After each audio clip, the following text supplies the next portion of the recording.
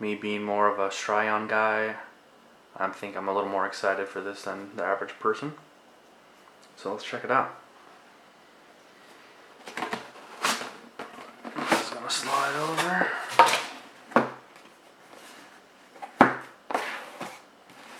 So because I have so many Strions and chargers already, so this is literally flashlight only. You can see it right there. Move that for now, put it off to the side. Little topper there.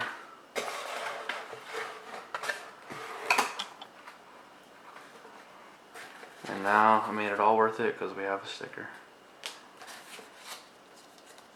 Oh, take that back. 2 stickers. Wait, no, is that a sticker? It's another brochure. 50-year anniversary. And our book. Alright, so here it is. We have a button on the back. A button on the side. Let's zoom in for this, because this is the most important feature. This 3-way switch. We got low, medium, and high. You can hear that very tactile, auditory indication rather. So we still have the classic charging ports. This silver bezel here is going to be indicative of the 2020 versions. If we looked at the Stinger 2020, it'd have the same. Something here in the front that I noticed, I want to try to go over some of the differences. You can't, if you like, you can see that in the focus there. You can't see the LED clearly. They put this little cloud in front of it, or even it might be part of the LED. Whereas if we look at this one, you can very easily see the LED there. And this is just a Strion dual switch, high lumens. Pretty much the newest light you could have got before this one. So, silver bezel, funny little cloud thing. The 3 switch, it's naturally a dual switch. So we have the green indicator saying that our battery's fine. It'll go red when it's low. And then, second thing I noticed, I did have a lot of red stuff. Red stuff here, you can see it. It's just kind of from that red box, so don't freak out if you see that. We have 2 of these little aluminum notches, and the flat spots shaved in so that your light doesn't roll, are only on 2. Whereas if we compare to any other Strion, I have a very early generation one. If we compare to this, we have 4 notches. So what I've noticed already is that when you set this one down,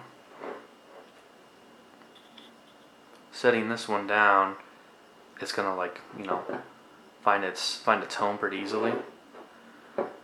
Right there. Whereas with the new one,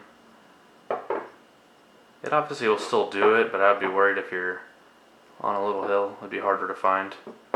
That's never been a big selling point for me, is that it lays flat, because I'm pretty much always holding it. The dual switch is just as long as the new one. The heads of the actual light pretty much identical. Pretty much the form factor hasn't changed so long as you have a dual switch, because the other lights for the Strions that are a single switch are definitely shorter. The last thing I wanted to show you guys that it's a very obvious upgrade or difference between this and the most recent Strion. I guess 2 more. Little butt cap. So the first is this battery. This is a Streamlight branded battery. This is going to be 3450 or 30,450 milliamps. So the website I bought this from, and I bought this, it's not sent to me, they were stating that this battery would not be used in the typical Strion, so I thought that would have kind of been unfortunate. 2600, whereas this is 3450. So you almost have 1,000 more milliamps. Or no, you do have 1,000 more. So pretty, oh no you don't, sorry. You're just under that. And then if we compare the batteries side by side in terms of size, you can see they're basically identical. Height, width, diameter. So I was able to find out that both the new battery will work in the old lights. I haven't done like tons and tons of time to see if maybe those extra amps would kind of mess with the light, but like just putting it in there, checking it works, as well as the old batteries working in the new light. So you don't need to be worried, I would imagine, about the cross compatibility. So that's one nice thing, because that was my concern. And this will bring us to another difference. Let's see if we can illuminate this for you guys. So you see inside there, we don't have the traditional springs. It's kind of like a little black plate with the two contacts sticking out of it. And that is more closely resembled to the 2020 Stinger. Whereas if we look here, we have the classic double spring setup, which you would obviously see on your charger as well. See that? This is my oldest charger, and I would sometimes have issues with getting the batteries in here and the springs not wanting to align. So I think that's why they went away from that double spring design. So to assemble it, we would just put this positive looking side as opposed to the very flat negative side into it, just like the old ones. And this spring is taller on the new one, so I find it a little trickier to thread. Just a little bit pressure. I mean, it's obviously brand new too. Locks into your classic Strion, just as easy as the others. I don't have it plugged in, so it's obviously not going to fire up here. So not only did I test that the old chargers will charge it, which obviously they tell you that it will, so it's not really a big concern. I tried putting the new battery, because the battery is where there's a little bit of confusion. I put the new battery in here and it will charge it. And I also put the new battery in the old Strion and it would charge it in here. So from what I can gather, they seem like they're going to be totally cross compatible. But I don't know about running the battery for hours. Maybe it'll get hot with the extra milliamps, but take that for what you will. Alright, now comparing it to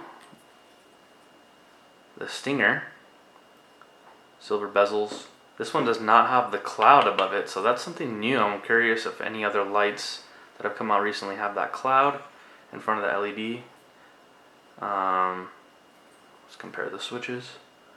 You can see there. No writing, I just noticed that. No indication for low, medium, high on the Strion. Obviously we see that on the Stinger.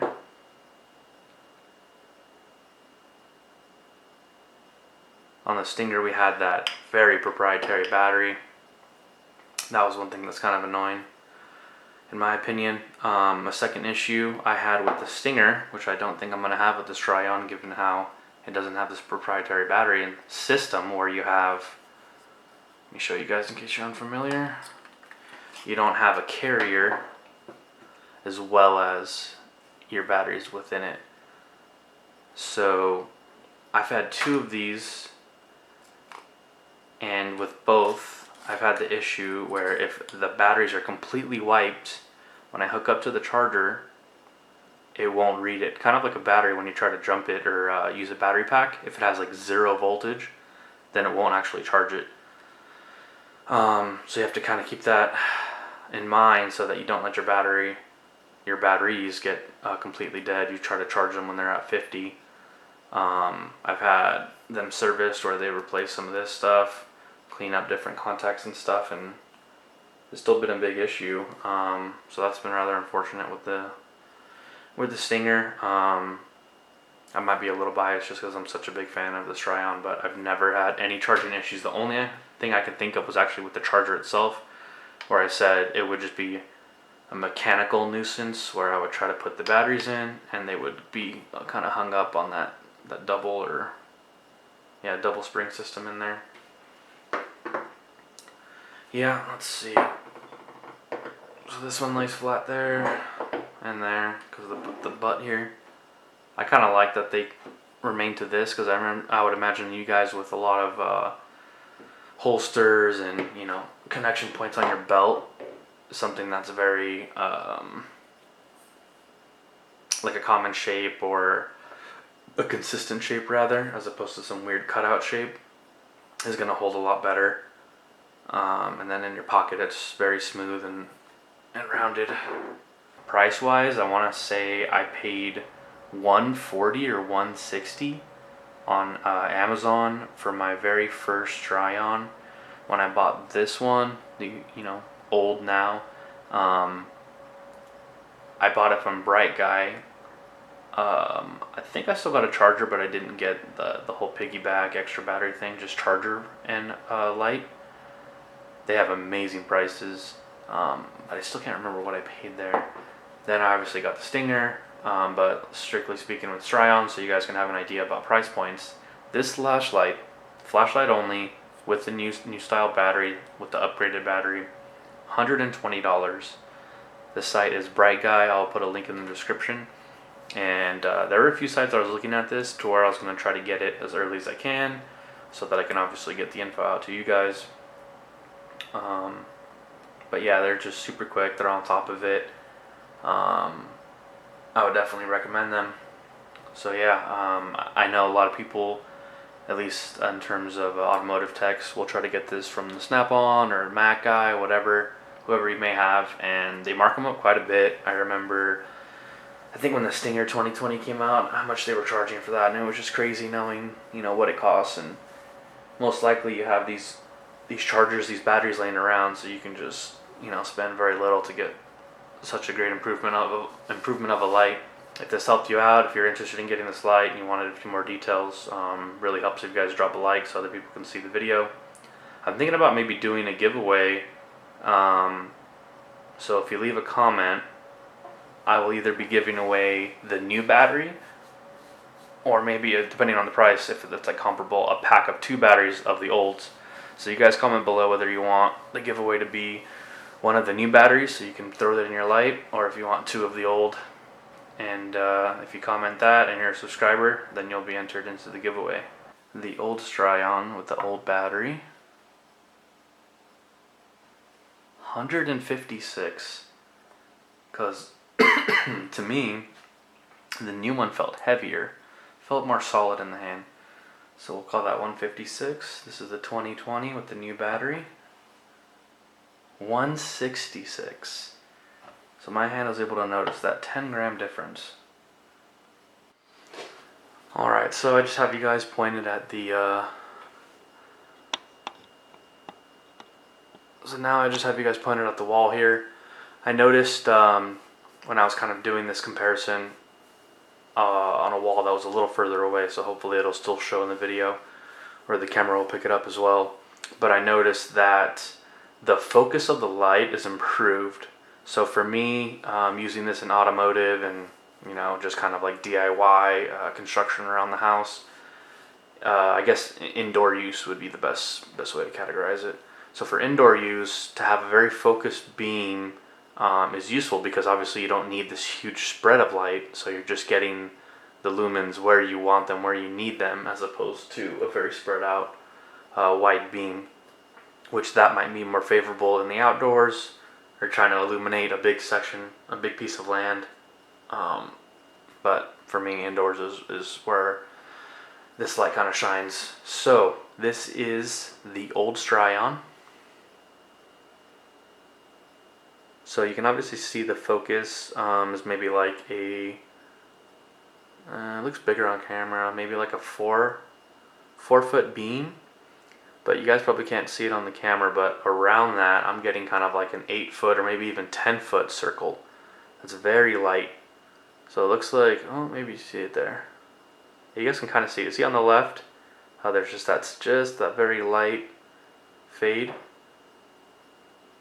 Okay, so that's what I mean about the very wide application. Obviously there is the focus beam in the center, but you have these outside, this outside wide beam that's kind of wasting lumens in my opinion. Okay, so that's low on the old, or the besides the 2020, the latest Strion. Okay, Let's put this puppy on low, and this is the 2020. So after the camera focused, you can see our focus beam is about the same, but now if we look to the left and right, it looks very dark on the camera. So the camera is kind of making it a little more dramatic than it is. But you can see maybe, let's need to pick it up as well. But you can, I can see that if the beam in the middle is about a 3-foot circle, there's a 6-foot circle that's very light. It's not as obvious as the other one. So instead of a big 10-foot wide beam, we're getting about 6 and 3, and then I would say, but the other one was about 3 foot. So I just really appreciate like that focus more, because when you're trying to see parts, you don't need all this light being casted, bouncing around, reflecting off stuff, messing with your vision when you're trying to obviously focus on the part that you want to see and you want to look at. So I can appreciate that right off the bat, and I wonder if it has to do with that little cloud. So we'll go to medium. It might just get washed out, so we'll see if there's even a difference here on camera.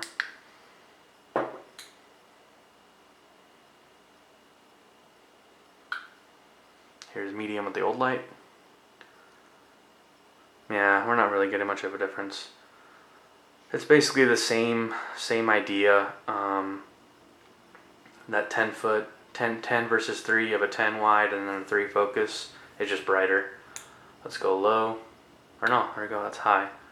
So now that 10-foot beam is even more illuminated, probably with the same amount of lumens as the lowest setting, and now the center is just like bright as hell, but it's really not coming up in the camera. So that's kind of irrelevant. Let's see if we notice any changes. That's low. You guys can kind of see it right when I first do it. Medium. High.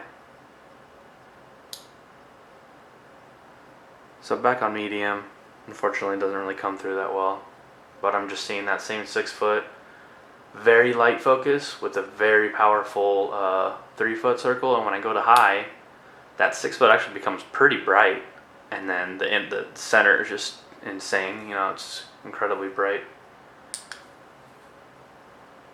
So yeah, that's just what I noticed with the beam. Obviously it's a newer light, it has more lumen, it's going to be substantially better outdoors and in the dark and those kind of scenarios. But indoors, I'm running this light low, maybe medium. Now that this one's brighter, I'm probably just going to keep it on low, and that's the nice thing about the switch, is I just leave it there, turn it on, and never have to worry about that anymore, even though I did get pretty used to it on the old ones.